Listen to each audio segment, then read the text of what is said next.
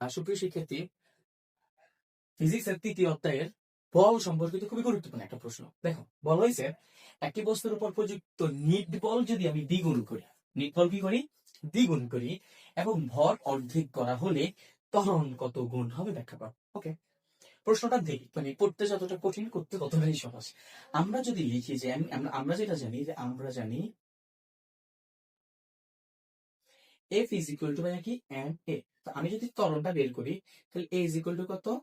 F by M, বুঝছো ত্বরণটা। এখন আমাকে এই পার্টিকুলার কোয়েশ্চেন্সে কি বলা হয়েছে? দেখো, আমাকে বলা হয়েছে আমি যদি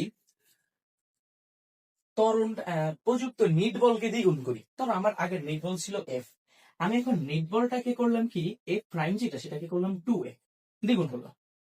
এবং আমাকে ভরটাকে কি বলছে? অর্ধেক করতে। তো আমি ধরো আমার পরিবর্তিত যে ভর, সেটা আগের ভরের অর্ধেক করলাম, আগের ভরের অর্ধেক করলাম।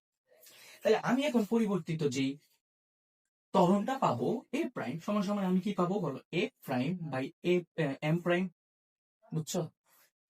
এ prime by M prime. So বল এফ প্রাইমকে আমি কি লিখতে পারি? 2F। আর এম প্রাইমকে আমি কি লিখতে পারি? m/2। এটাকে যখন আমি কাজ করবো, অর্থাৎ উল্টাই দিব, তখন আমি এখানে পাচ্ছি 4F বাই এ, কি বলতেছি, 4F বাই এম। কত পাচ্ছি?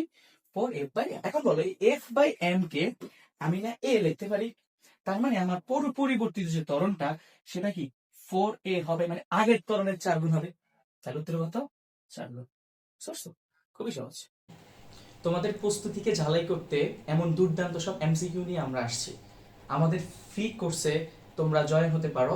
আগামী 10ই মার্চ থেকে আমাদের ক্লাস শুরু হচ্ছে। জয়েন হতে হলে আমাদের ভিডিওর প্রথম কমেন্ট চেক করো।